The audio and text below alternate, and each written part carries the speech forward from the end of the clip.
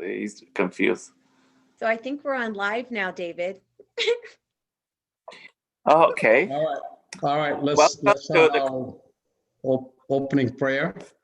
Yes. All right.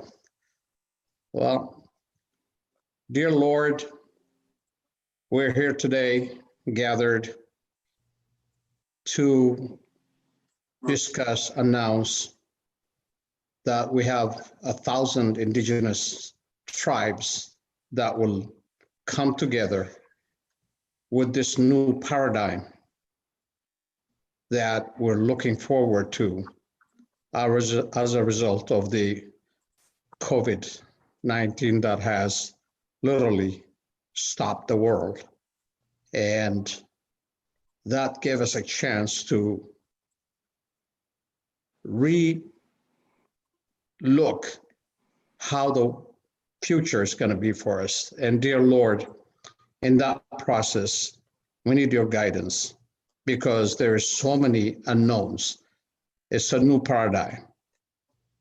It needs your blessings. It needs your leadership.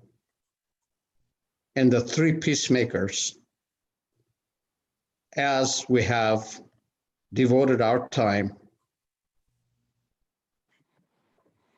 would like to have the 1,000 tribes, indigenous tribes of the world, to join us for peace, because war has no place in the world. As we speak and as we're asking for your help, dear Lord, Ethiopia is going through a turmoil because of war, an inside kind of a civil war that doesn't get anybody anything except misery for the poor, misery for the people. So, dear Lord, we leave all our future endeavor in your hands, and we need your blessings. Amen. Mm. Amen. Amen. Thank you. PK, do you want to go ahead and introduce yourself? Maybe I'll just make a short Yeah, introduction. Sure, Okay. David.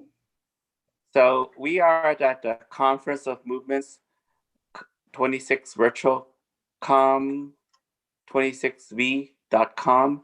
Today is day 9th.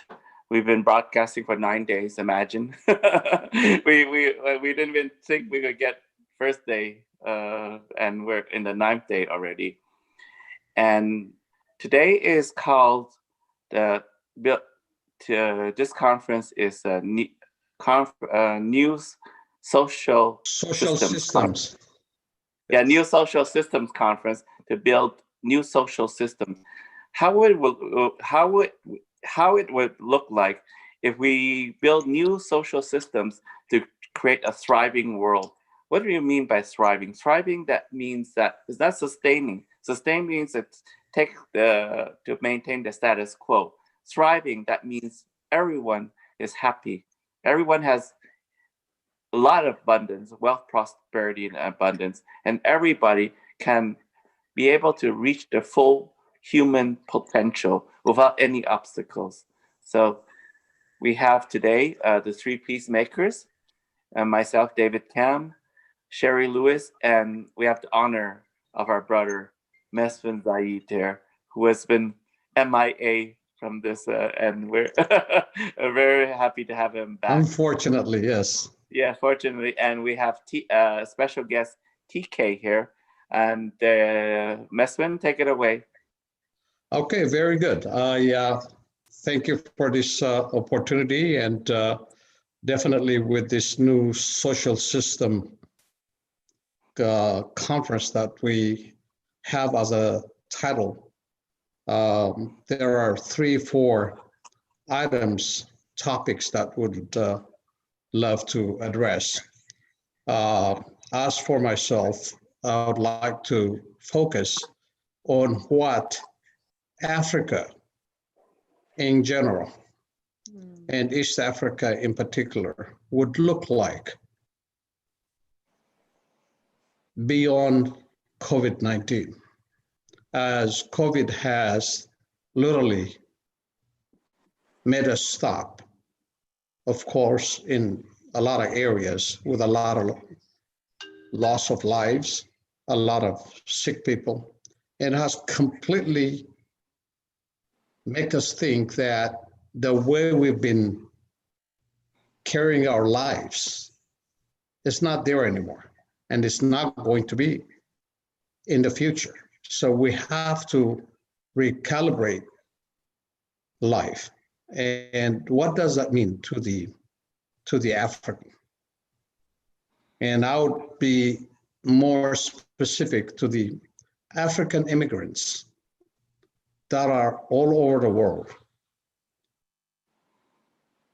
Some as immigrants and some as refugees that have just left their country of origin in search of economic opportunities or running away or escaping war, senseless wars. I can go back as far as I can, maybe 50 years. Africa has been tormented with unnecessary, unwanted, and senseless wars. That created a lot of poverty, homelessness, hopelessness. And because of that, a lot of Africans started leaving the continent and going to European countries, Middle East, all the way to the United States in the form of refugees, in the form of either seeking freedom and or seeking opportunities. So having those missing in their own countries or in our own continent, the Europeans and the Americans are offering all kinds of opportunities. So the African young, the college graduates, even beyond that, highly skilled professionals left the continent and ended up being in Europe and being in the United States. So that created a brain drain. Every country in Africa has paid dearly to educate in most of African countries for free with no tuition. But as soon as they graduate and have their professional careers, they leave the country or the continent for better opportunities. So in this new social system that we're looking forward, my wish would be, number one, we Africans in the diaspora have to make an effort to come back or go back to where we originated from, because we're needed there.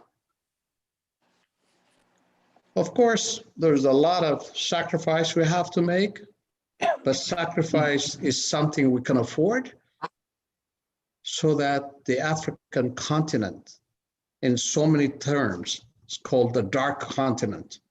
I'd like to take that word dark off of that continent and make it a bright, welcoming, prosperous continent. I'll stop at that for now.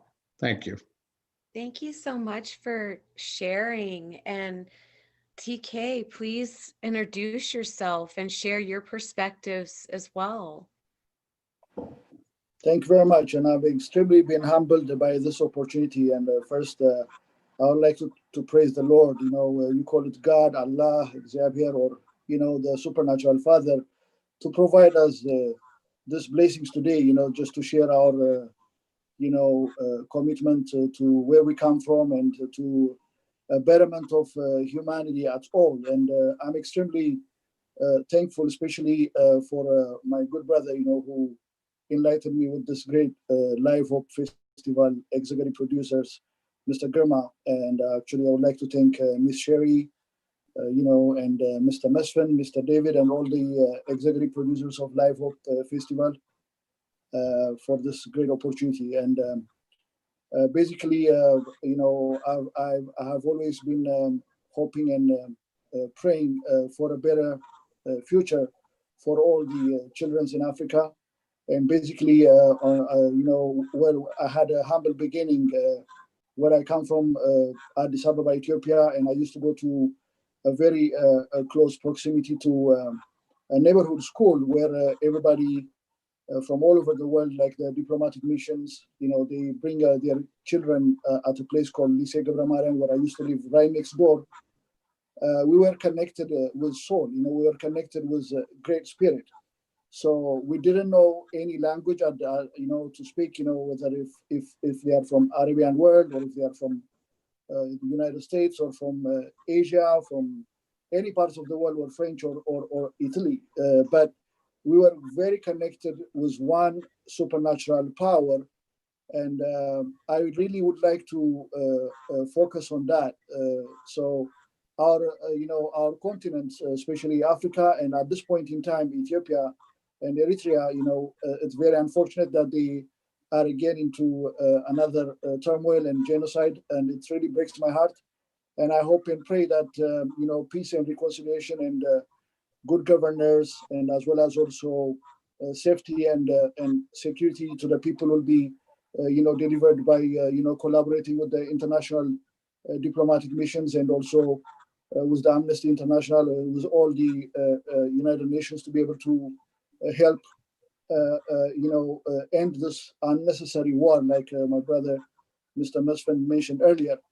So basically, when I was as a young talent, and I used to promote youth talent in Ethiopia, and especially today with our international conference, I would say that especially creating a sustainable economic stability for young entrepreneurs would be a way to go. Because we have a lot of talents, in terms of arts and music and fashion. If every opportunity is given to any kid, any young talent, they'll be able to be more productive citizens, and they'll be able to contribute for their family and community, as well as the country, and of course global at large. If given the chance. So I believe that equal opportunity for all the young and indigenous people here in the US, as well as in Africa and the third world, especially in Ethiopia, is extremely of a very important aspect. My background, I've been luckily appointed as a task force of the United Nations country team for the Millennium Development Goals, whereby I've been serving as a secretary of the Arts and Mass Media Task Force. And we brought all those resources together so to be able to advocate for the Millennium Declaration.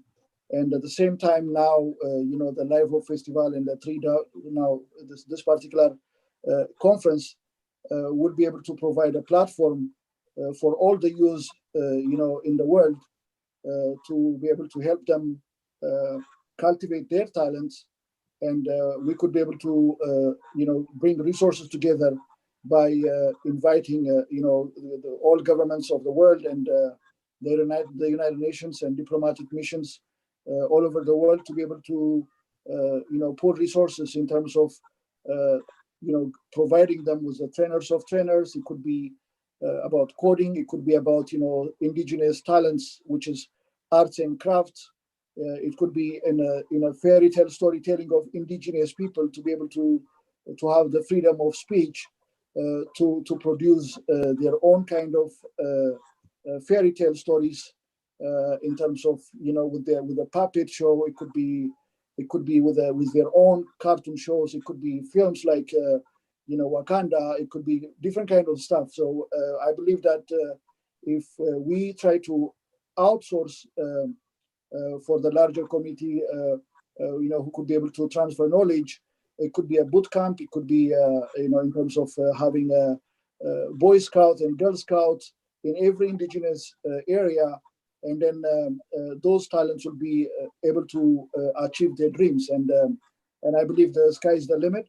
And I hope you as a peacemakers, and I really appreciate that you've given me the chance, to have the same platform to be able to express my prayers and wishes as an elite. We follow you and we follow the leaders. And with our resources together, I believe that we can achieve our goal for 2030. And maybe in a few minutes, I can be able to elaborate more on how to help. Thank you very much. Oh, well, thank you so much for that introduction and your explanation. It was very well received. And one of the projects that we're working on as we're bringing the 1,000 Indigenous nations together that seems to keep transcending through the topics is the wellness centers, like you said, how the Boys and Girls Clubs and where kids can come for their curriculum. But, I really believe in engaging our elders with our youth and having different communities set up to be able to really do that and amplify these talents. And so I definitely really appreciate everything that you shared and brought together. So yes, David, did you want to touch on that?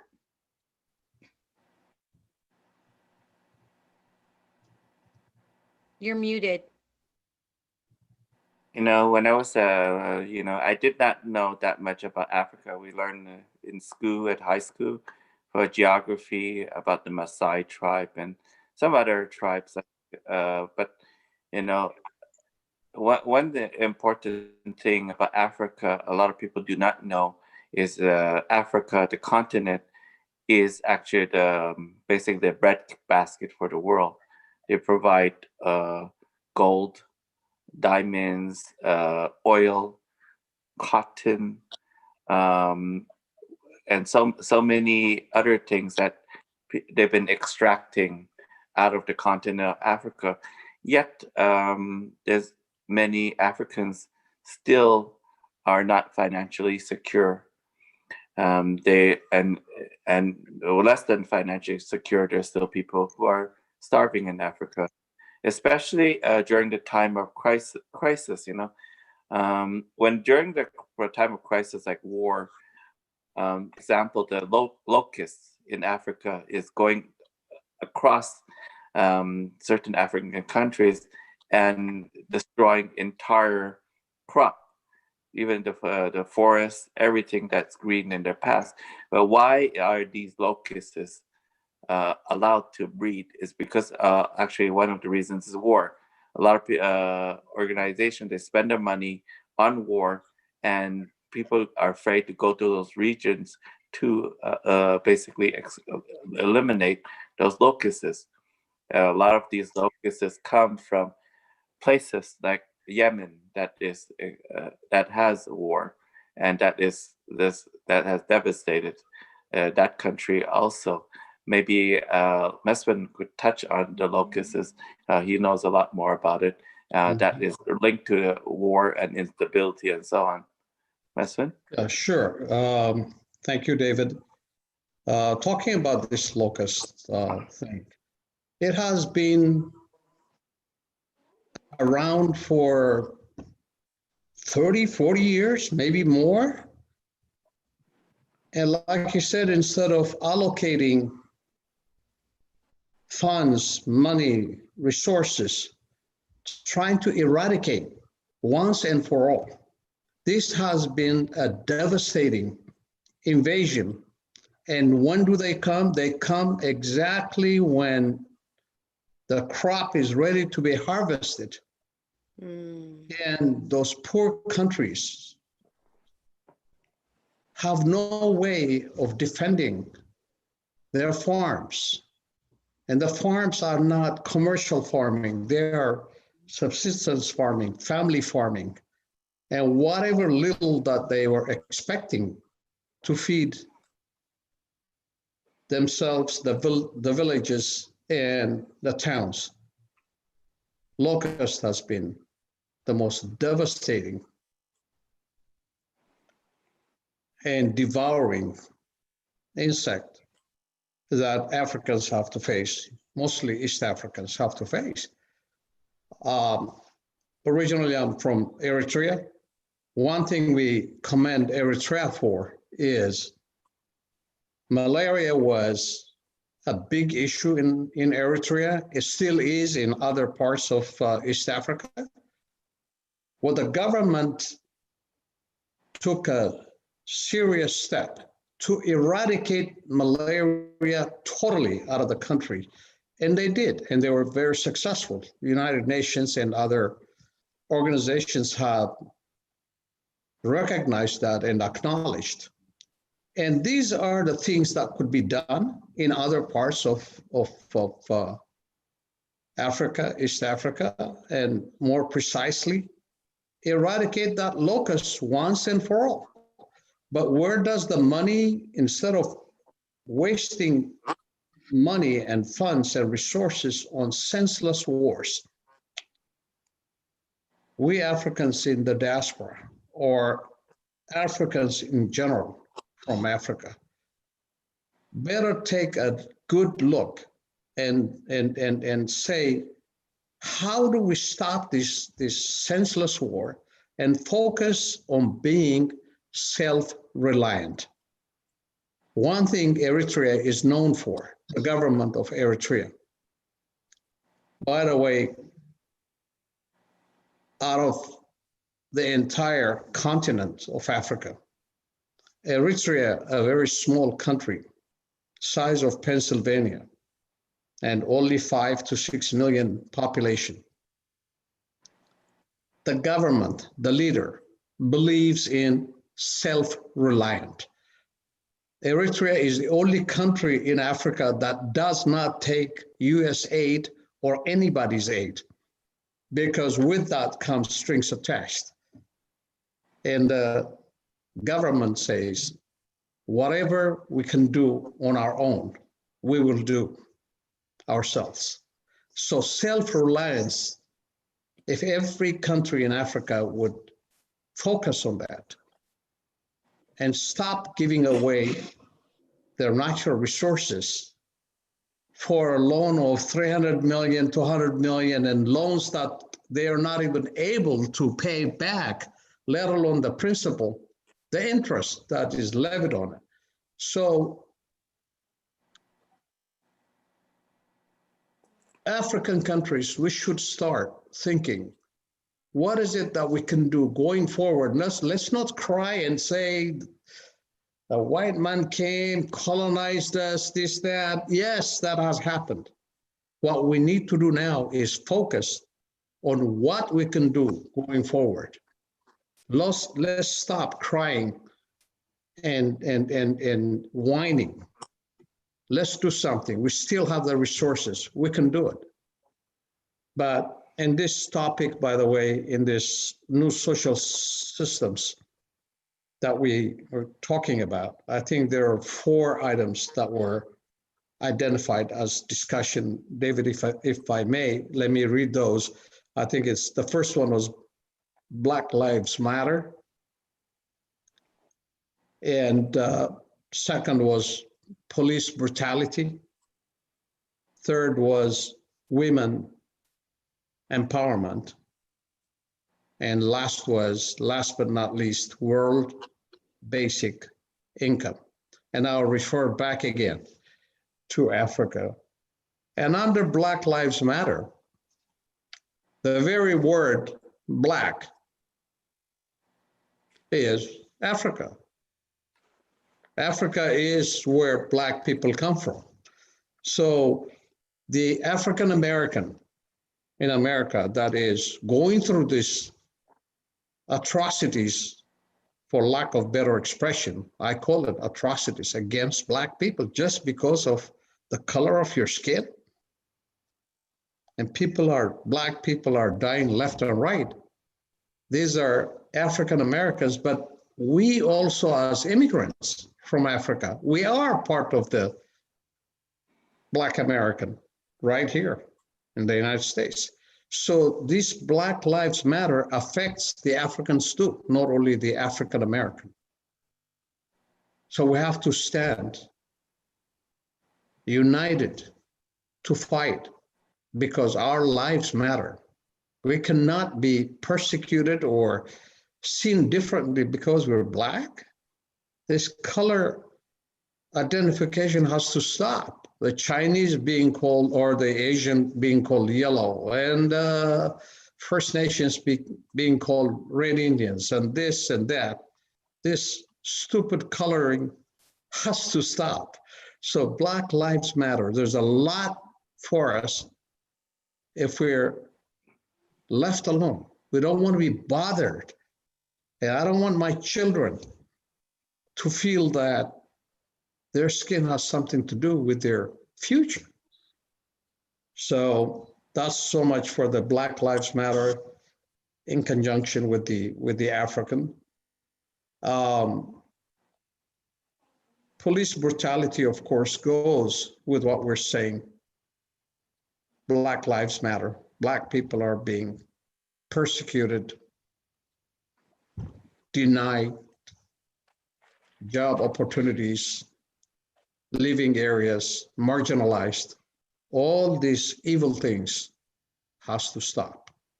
And it takes the world, all of us, white, Asian, Black, all kinds of colors of the world, has to get together and stop this nonsense and move on, because the world has a lot to offer. And we should be able to engage in that and enjoy what the world could offer. And Africa has a lot to offer. As for the women empowerment, I was fortunate enough in 2005, I was an advisor to the UNDP, and I'd like to tell a story. In 2005, we went to Uganda, and Kampala is the capital city. And we were addressing the empowerment of the African women so that they become self-reliant. They don't have to depend on their husbands all their lives. They could do something. So here's a perfect example. What we did was we went to the marketplace and chose the best artifacts made out of baskets, out of wood, out of metal, of what have you. Tourists would come and pay maybe 10 shillings, 5 shillings for those. We took the best of the best, brought it to New York, and asked a few CEOs, how much would you pay for this beautiful figurehead? CEO said, my God, I would be happy to get it for $100. So we created this organization in Kampala, women, to try and make one of the best artifacts, create a company right in Uganda, in Kampala, put it on a website that could look like it came from New York, and then sell it. Take that money, bring it back to the village, and make these women, empower these women to continue working that. And it worked. That was 2005. So the empowerment of the African woman, or women in general, all over the world, need to be empowered. Because without women, 3 boys here would not be here. That's a simple fact. So our women have to be empowered in every sense. And here we have Kamala Harris as the first Black vice president, first woman in the United States. And we're very happy to see this. And she will be the role model for a lot of Black women. So last but not least, the world basic income. For the African, diaspora or for the African immigrant or refugees that lately, because of hate against Africans, against Black people in Europe, in the United States, I have one suggestion for all the refugees that I have flooded countries in Africa, in Europe. How about making a system to bring them back to their homeland, but in one condition. Let's give each one of them, recommend to the European Union, give every individual $100,000 so that they could start a life with that money when they come back to their country. Invest in SMEs, small to medium enterprises, and be self-sufficient. That way Europeans don't have to be bothered by African refugees. We'll take them back. Same in the United States. It's a win-win situation because the African doesn't have to go through the social system of every country where they will be subsidized. So in this new paradigm, because of COVID, I would address that. In fact, I'll take it personally and pursue what I just said. Give us back our refugees, give us back our children who lost their dignity in train stations and so on, and sleeping in the streets, eating from garbage cans, what have you. This has to stop. I cannot. I just get sick when I think about it. These people, these children belong to somebody's family. So I would love to bring them back, and I'll stop at that. Thank you. Mesfin, I have a question for you. In regards to what you were talking about bringing the children and the people back home in such a empowered way, and talking about how much Africa has, there's the obstacle going back to when colonization happened to actually get the revenue back from France. I hear that that France still takes like 30% in certain areas of the revenue of Africa. So also standing up to fight those laws and, to break away from what was established hundreds of years ago that has no right to be in Africa, which is also taking away. Can you talk about that a little bit? Absolutely. And thank you for bringing that up, because first of all, it has no justification. Right. They came and colonized Africa. The French colonized countries in Africa, lost their and provided the natural resources. Europe would not be Europe without African natural capital assets. Right. If that was not bad enough, when colonization had to stop in the 50s, the French government has the audacity to have the central bank, the Federal Reserve, controlled in France. Wow. And they are taxed. And you know what the reason is? The stupid reason they give? Well, we build the infrastructure, we build the streets, the hospitals, the freeways, the docks, the ports. And you did it because for your own advantage. The African didn't tell you to do that. You did it because you wanted to colonize it and call it another European or French colony or French state.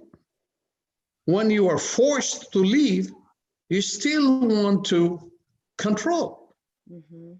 And the poor African nations that were colonized by France are still paying. And the world, the United Nations, European Union, they know it's wrong, but nobody will stop them. So as we speak, they are still paying, because if they don't, then they will penalize them through World Bank or through, they have the influence to say, well, these people didn't pay their taxes. And that's how they control them. Or instead of paying cash, they will take their timber, gold, whatever the natural capital assets they have. And Africans have been paying that. Those that were colonized by France have been paying that for the last 50 years and are still paying. And This has to be addressed, and we have to stop it. right. And this is exactly what's happening with China right now with the loan. So if they give the loan and not keeping the people there that are actually having the jobs there, but also having Chinese workers come into Africa and giving the jobs back, to the Chinese instead of the community there as well. And then on top of that, with the loan, how you're speaking of how it's being established and not being able to really be able to pay it back, it's a way of taking back the land, just the way that is still ongoing with what's happening with France right now. Yep. So those bureaucracies, really, like you said, that really has to be something formed to really go up against these bureaucracies and really start claiming Africa back. Yes. And yes, so There's a lot of work to do. Yeah, go ahead. Sorry. Yeah, it wasn't. I just wanted to go back a little bit even further. The reason why it also, a lot of people don't know that, China was conquered by the European powers at one point and split into five. France, UK, United States, Russia, and it was split into five. You know why they're still not there anymore? It's because China paid all those countries to leave.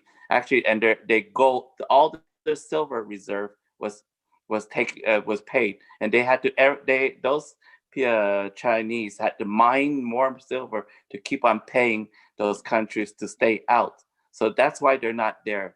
So basically they conquered the country, and now you have to pay me to leave. And then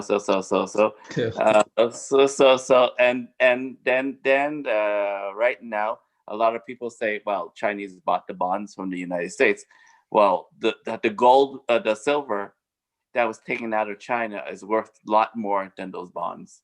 It was billions of tons of everything. They took everything, all the gold, the silver, at the time that to pay back, or else they would not leave China alone at that time. So now when a lot of people say that, well, China think the United States or so on, well, it's not true, because of all that, why China was poor. I mean, and now it's becoming wealthier, but before it was very poor, is because they stripped all the precious metals out of the country, and they had to keep on paying them back.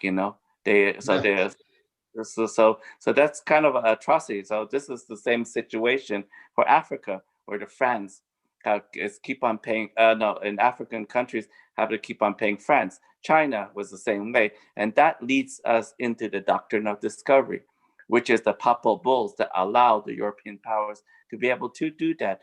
And the doctrine of discovery is still active today, and that gives them the right to keep on taking from every single country that's Christian. So would you like to speak a little bit about that? Tech, do you have anything to, let me give you, we have maybe about 15 minutes left. So I hear you, David, but I would like to give Tech a chance to talk about that. All right. Actually, I would really appreciate if you just go back and then, go ahead and take it from David. And then when we wrap it up, I'll be able to, proceed on the world basic income. Thank you very much. Sure. So this system, whether it's Chinese or whether it's Europeans and even America, every country in Africa is inundated with debt. World Everybody's Bank. taken from Africa. Everybody has dipped their hand in Africa. Yeah. Everybody has. Yes. Yes. Yes. And I've said it before on another podium. The cradle of civilization is Africa, East Africa. All of us came from East Africa, for that matter. And yet, Africa is left behind. Everybody took advantage of. Here is how, when the colonialists came to Africa, it was Dr. David Livingstone that wanted to convert the pagans all the way to South Africa. He took a pilgrimage and wanted to convert the pagans to Christianity. And the poor African listened to this new religion called Christianity. And while they keenly listened and accepted Christianity, and they were handed the Bible, and that's how they lost their land. Mhm. So the poor African lost all land, possible fertile land, full of diamonds, resources. And when David Livingstone went back to Europe, he says, my God, this is heaven on earth. Let's go colonize it. He made the way and they followed his path. And that's how South Africa became colonized. And of course, that had nothing to do with Christ. It was just, No. they hid behind that, which is horrible. But Absolutely. So that kept on. It took for the whole world to cry, and Mandela was imprisoned. Every African nation was screaming and saying, stop. You cannot colonize us anymore. Things have to change. Yeah. Colonization stopped, but economic slavery is still there, let alone in Africa, even here. Marginalizing people. So in Africa, all African nations, we have to get together and say, we just cannot take loans where, let alone us, our children, great-grandchildren cannot even pay. We're indebted, we're putting debt on them. If you have not heard it, Mombasa Port, the pride of Kenya, is taken by China because they could not pay the loan. In that little tiny loan agreement, if you don't pay your debt by such a date, the collateral is the whole port. Just imagine Kenya with no port of Mombasa. So this has to stop. We have to get together. Africans have to wake up. We have to wake up. We just cannot afford. So this new paradigm, be it because of COVID, but the millennium is a different playing field now.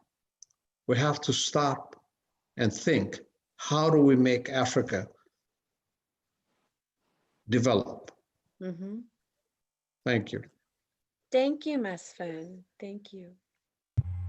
Yes, TK, if you want to go ahead, please do on our exit here and share your viewpoints and your strategies.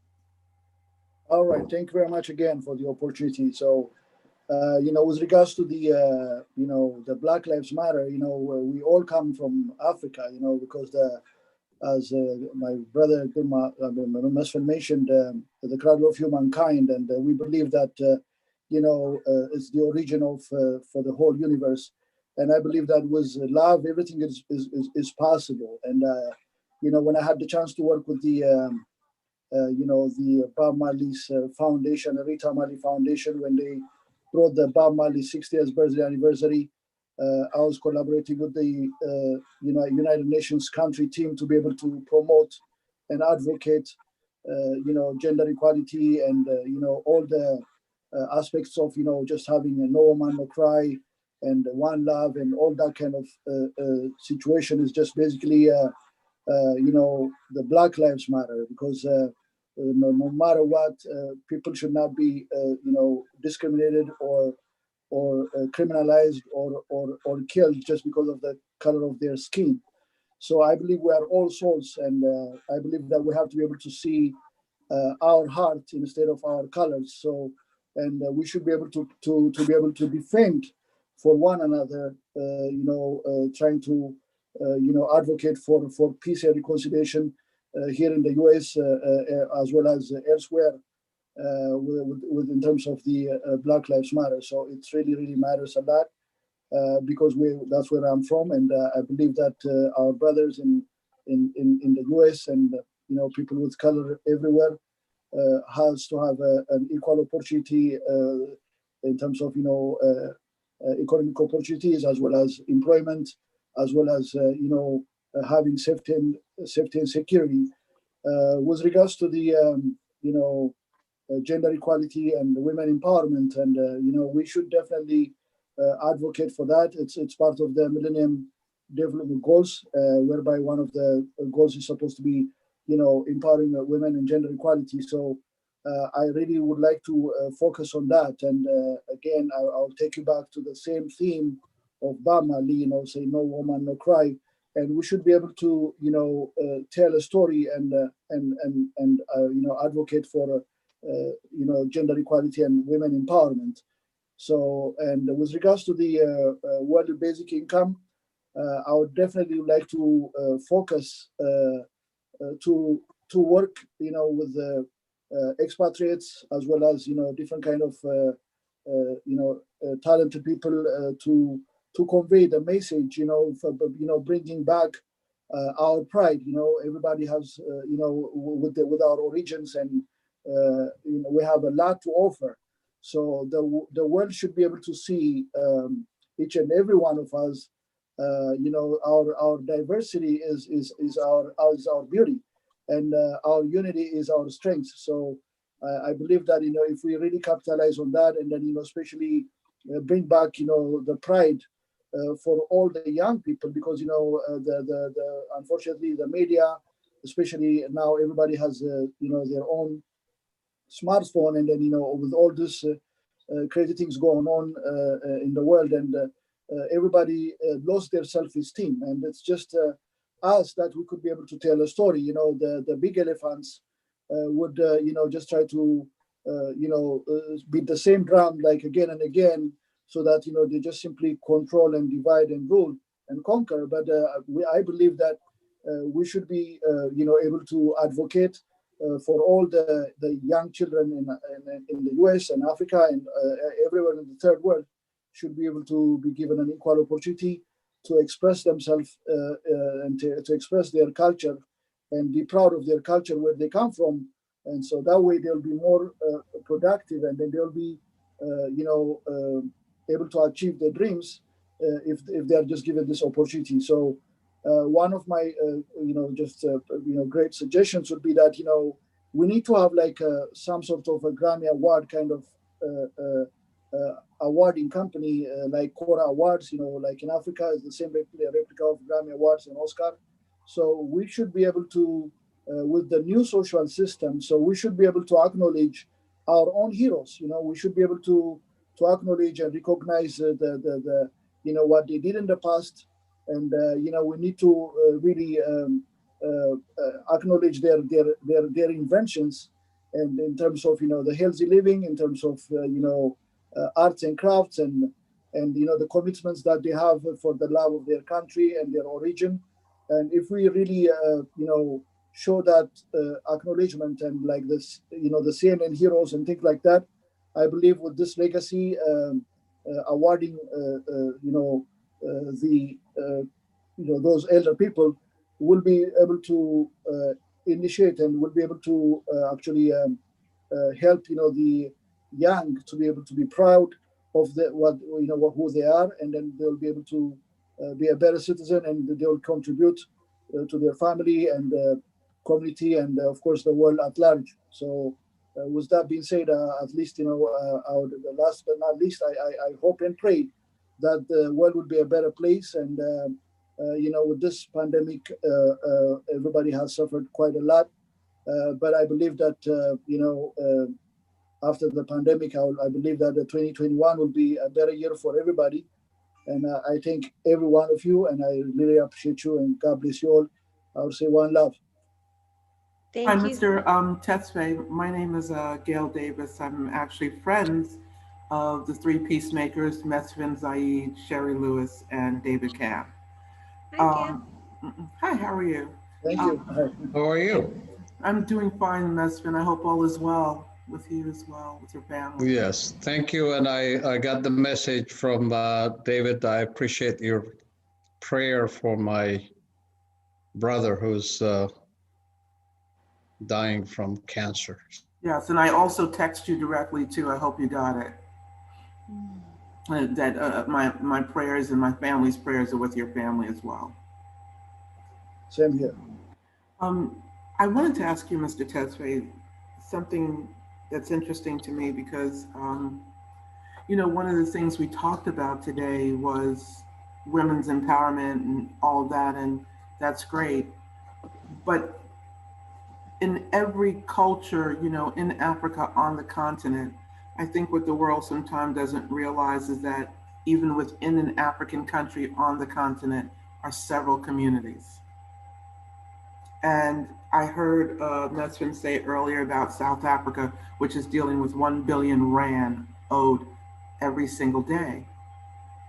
And 1 billion rand owed every single day is quite a lot of money, okay, in South Africa to owe. But the question I have for you is, culturally, every community in Africa is different, everyone. And how do we bring in, in terms of women's empowerment, in terms of the economic systems, into it based on each community? Because Africa is very different. And I'm not from Africa like Mesfin or you are, but I've engaged with Africa very much so. And I think we have to respect what people don't understand is Africa is extremely different because there are so many communities from country to country.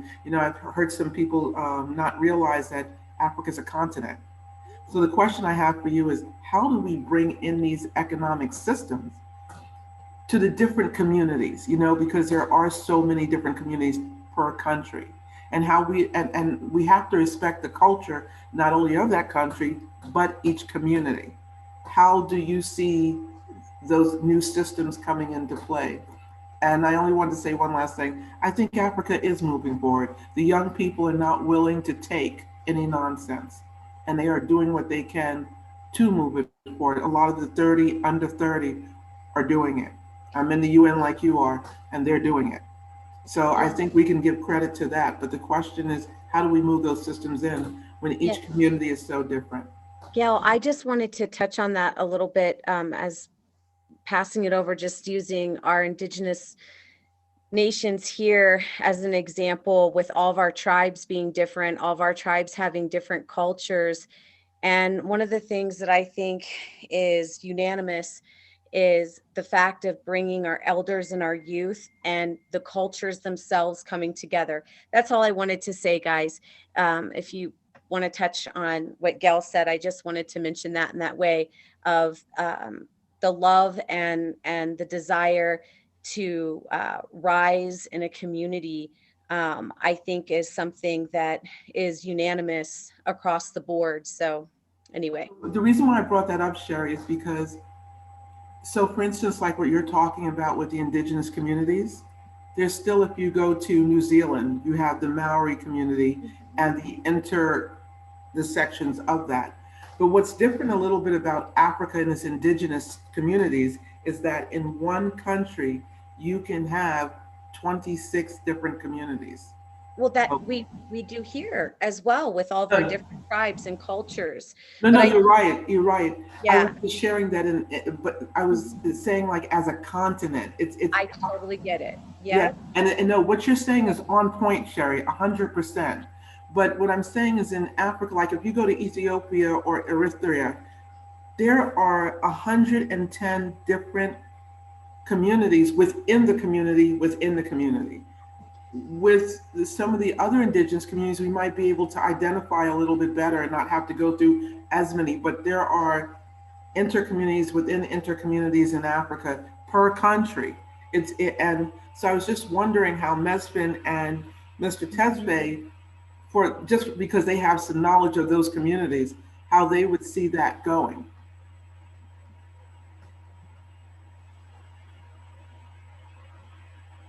Mesfin, I think you have to unmute yourself. I just saw that, yes. Yeah, if I may share a little opinion on that. First of all, you're right, Gail. In Ethiopia, Eritrea, within one country, there are 80 different languages. I'm not even talking about dialects. But one way to for instance, in Ethiopia, where I grew up, I was born and raised in Ethiopia. There is the national language that should be used by the government. And then every little province and even towns and villages could have their own dialect, or they could use that. But the language, the alphabet, has to be a national one language, maybe the majority within the country. That language could be put in place. Eritrea, the same thing. You have 9 different tribes, for lack of better word, but 9 different nationalities within the national. But then the main language is Tigrinya. And then the second is Arabic. So in our government official letters, documents, both languages could be used. It's a very, very tough, it's a good question. I don't know how, but somehow having all these different languages and dialects is very hard for any leader to try and get the point across. And you cannot be creating a software for 80 different languages in one small country. It's really difficult, but somehow we have to bring this up on another time, another topic, and maybe even have a good study on it, and come back and brainstorm it. But it's a very legitimate and concern. How can we have the United African country and come up with maybe English could be the main language for it, or Swahili, or how do we Are the countries, the communities have their own governance, you know, and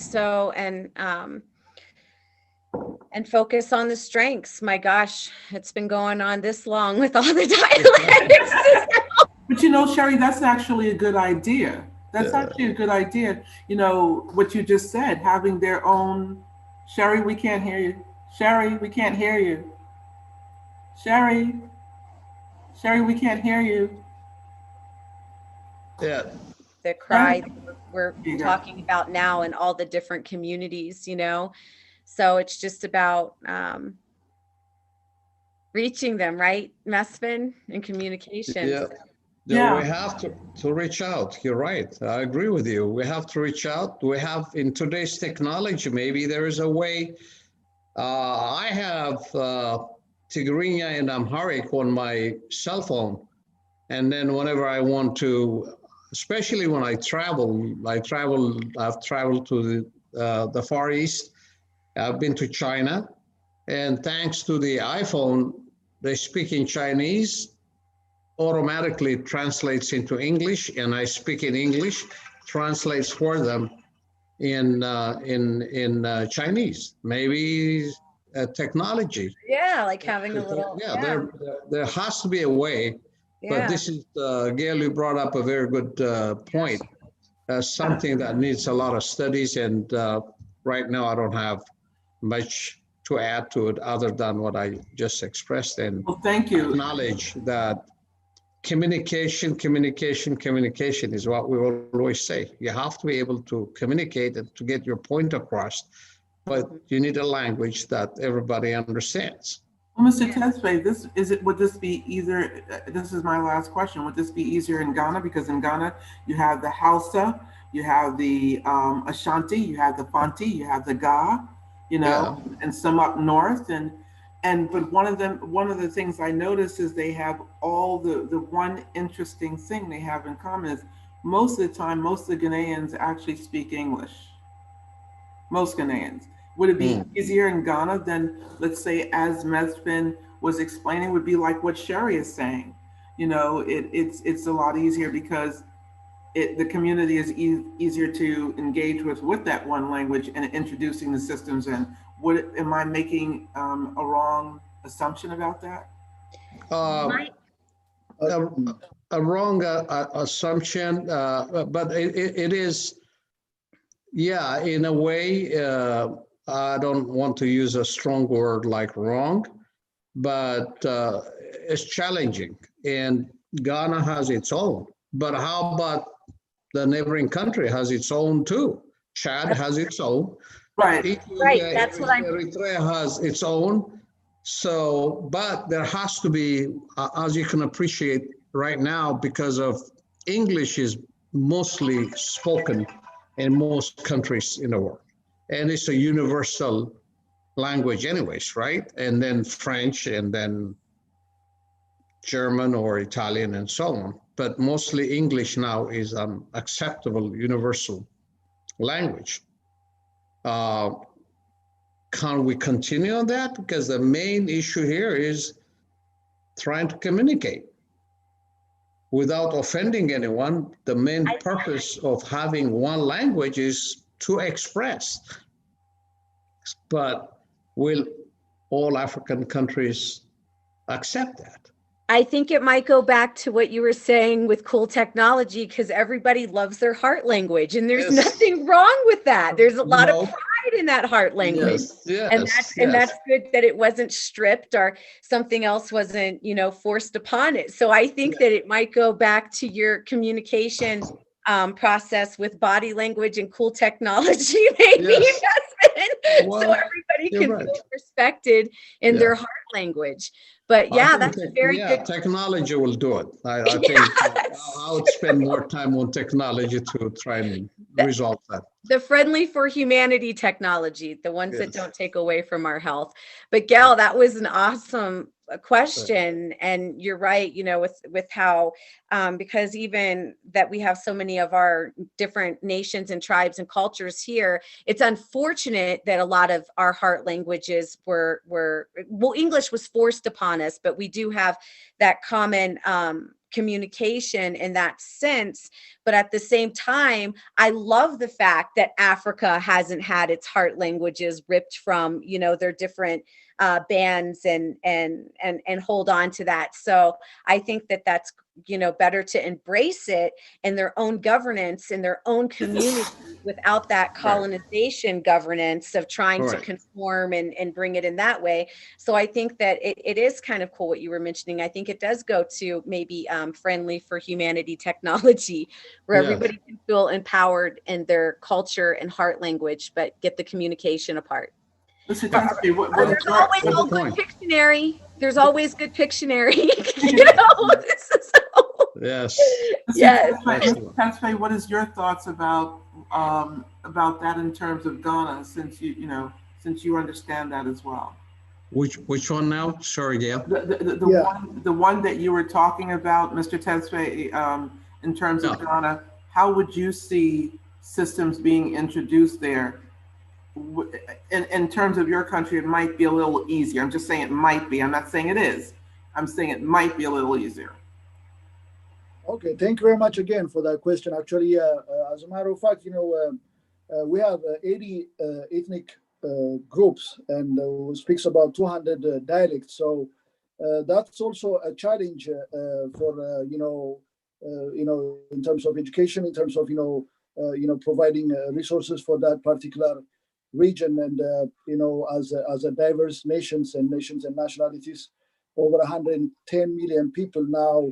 The national language being Amharic, but when I would say that if we pull our resources, from the Live Hope Festival, as well as with a different kind of grants and opportunities, if we could possibly print out flyers in different kind of languages, and we try to reach to the people, to the grassroots level, on what we try to achieve, and trying to empower women, and because they've been burdened with a lot of household situations, as well as community situations, including fetching water, drinking potable water, which is supposed to be able to be available for everyone, and also provide maternal health, as well as reducing child mortality, as well as also trying to achieve universal primary education, and empowering them, empowering the women, by educating them with their own language, and especially nowadays with the the mobile technology, we could possibly have like a satellite radio, so that we could be able to translate and educate the people on that particular grassroots level, because nowadays everybody has their smartphone. It's a much better opportunity for the rest of the world to be able to reach out to the people who's unreachable and who've been less fortunate.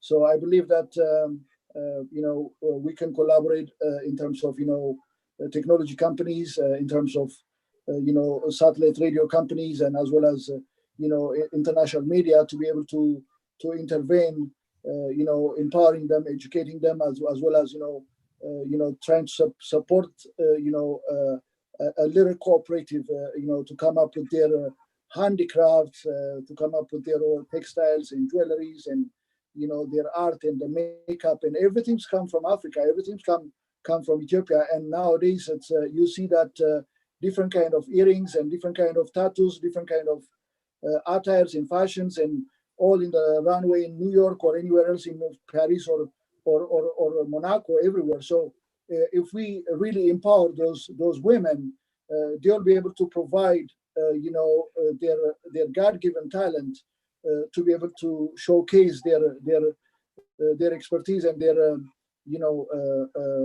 what they can possibly produce and supply for the rest of the world. So I believe that with all collaborations, and we can achieve all those goals. Thank you very much. Thank you. We'll keep this going. Absolutely.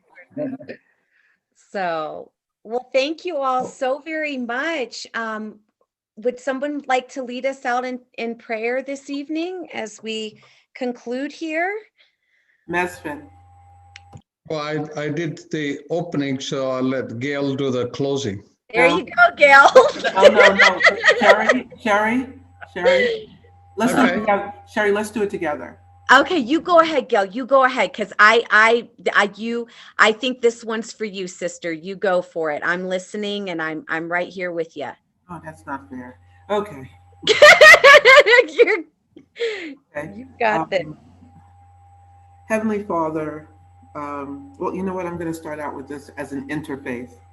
To all those, whatever your belief may be, I ask that the universe will hold everyone in their hands and show nothing but love to them, teach them to love from the inside out, and to love each other, to really love each other authentically.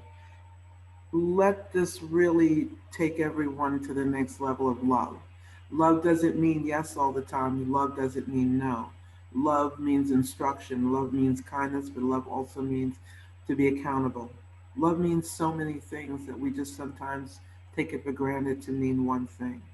So, Father, as we come before you, whether it's Father, whether it's Buddha, whether it's Sufi, Hindi, Yoruba, Igbo, whatever it is that anyone believes in, we ask you to, in your native community, in your indigenous community, hold true to the love that you are and that your community is, and open your hearts up to love. And we filter out any negative energies, we filter out anything that doesn't belong in this world anymore. And we only focus on getting to know ourselves, our humanity, and sharing that with one another. In God's name, we pray. Amen. That was Amen. beautiful, Gail. Amen. Thank you for that. That was beautiful. So, everybody have a blessed evening. Thank you. Same to you. Thank you. And Bye-bye. congratulations on the declares of the rights of the indigenous people. And thank you and God bless. One love. God bless Very you. good. Thank you as well. Thank you. You all. Bye-bye.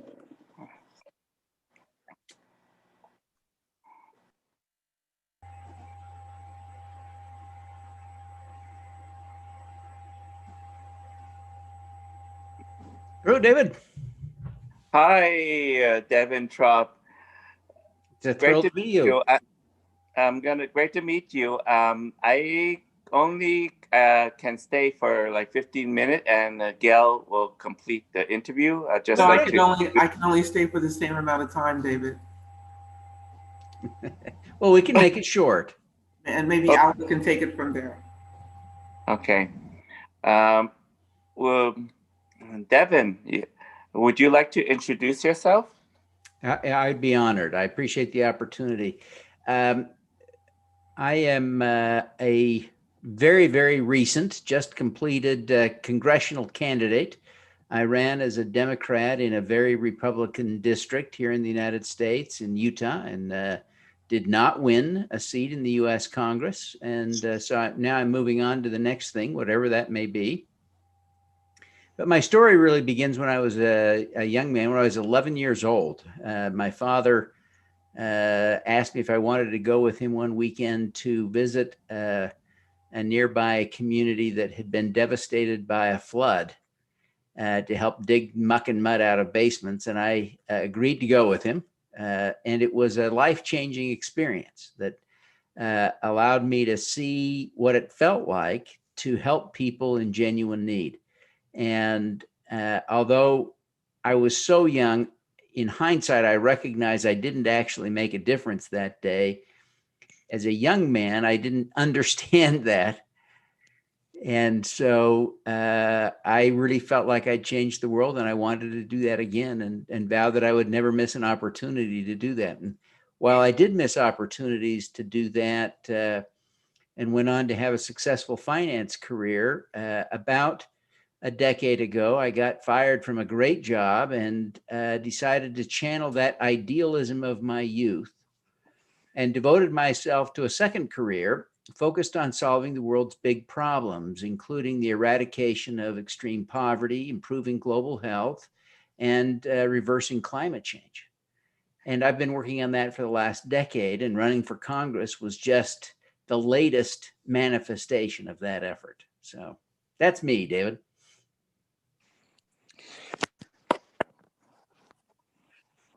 Thank you so much for the introduction. We're here to create a blueprint for the future of humanity. What would you like to contribute to the blueprint that, because this blueprint will be placed into a constitution called our Mother of Constitution. And what would you like to contribute for the future of humanity into the Constitution? Although, so like to hear from you. Sure. I really appreciate the invitation to think about this and express some ideas. I think as I look at the intersection of those things I care most about, I think of the need to accelerate our efforts to transition to a clean, green economy. But at the same time, I've become acutely aware of the impact that transition has on certain vulnerable communities. And we need to make sure that we stop what we're doing at every point in this process and ask the question, who may be negatively or adversely impacted by this transition, and reach out to solve the pain that this transition may cause them. And I think of two particular examples, but I don't mean in any way to limit the scope of that principle by using these two examples. But around the world, there are people, in example one, around the world, there are people who are coal miners and people who otherwise derive their living from fossil fuels. And as we transition away from fossil fuels, their lives will be negatively impacted. And we have got to be mindful of that. And so that's got to be a deliberate step we take in our transition to a clean economy. And then the second example is people who may be victimized by a rapid, and we do need a rapid implementation of clean energy, right? But I worry about especially indigenous communities around the world who may not have the full access to the financial resources required to provide them with the legal representation to negotiate fair arm's length transactions for things like access to their land for solar panels or wind farms or for high tension power lines and things that may need to happen. And I would hate for those communities to end up being victimized and not be able to participate in a worst case scenario with the electricity that's being created on or near or around their land. And so we've got to be mindful of, and again, we've got to be mindful of these people. And I use these two examples, the coal miners and the indigenous communities around the world that are maybe in the path of this transition to clean energy, to say, we've just got to be mindful for, more broadly, those who may suffer from our efforts to transition quickly, and we need to do it quickly, to a clean, green economy. Thank you for the insight. Do you have anything written you can send us? It doesn't have to be that quick. You can take your time. Yeah, we can perhaps share your ideas. Yeah, I have a couple of ideas that are specific, especially with respect to the coal miners, and I have some ideas I borrowed and wrote about for Forbes on the indigenous community. So I'll share a couple of things with you. That's great. Your article in Forbes might be interesting for people to see also. Yes, for sure. I will share the link with you so that everyone can read it. Where can people find you if they want to find out more information? Oh, golly. I like to think I'm easy to find, but I'm on the internet at devonthorpe.com, and I'm on Twitter at devondthorpe. So those are the two fastest ways to find me. And also for the indigenous communities, of course, this is an indigenous led conference. As let's say if you were elected as a government official, how would you help the indigenous nations, because it also, your ideas help also those people already elected. So what some ideas do you have? Well, I am working now with a group of Rotarians and other interested people here in Utah on an interesting project. And I'm just the tiniest part of this effort, but I'm really excited about it. But what we're trying to create, and again, I should give, David Conine is the real leader on this effort, but we want to create a rural electric cooperative that would manage solar power that is distributed on homes in the Navajo Nation. And about 40% of the homes in the Navajo Nation are so remote that it is impractical to stretch power lines to those homes. And so they don't have power. So about 40% of Navajos don't have electricity. Of course, that means they have no way to power their phones and things. So they end up doing ridiculous things sometimes, like idling a pickup truck for 3 hours to charge a phone. And so it's just a tremendous waste of energy and a very expensive way to charge a cell phone.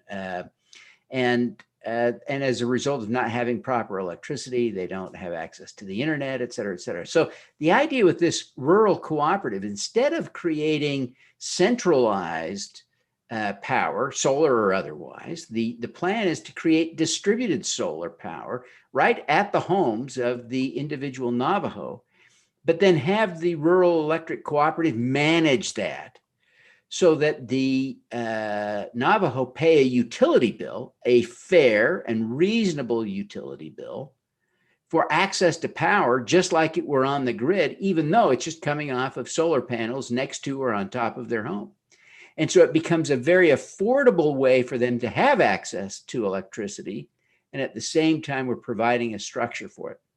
Now, obviously, this cooperative will need financing, and it probably will have to subsidize some of this power, but it will be far cheaper using this model to subsidize the distribution of power across the Navajo Nation in these remote places, compared with running high power power lines all around this region. And so that's a specific example of something we're working on now outside of the government, and it'll require some government cooperation, but most of the, we'll probably want to ask for some funding, but a lot of the work will be done by the Navajo and under the legal rubric of the Navajo Nation. And I hope then it can be a model for other places as well. Thank you so much for coming on with us, Devin, to share your ideas for the future. And we'll keep in touch for this project for the Navajo Nation with the Sherry called Dene. One of the three peacemakers, she's Dene, the Navajo. So we'll let's keep in touch about that. Okay, thank you. I look forward to it. Thank you. Okay, bye-bye now. Bye-bye.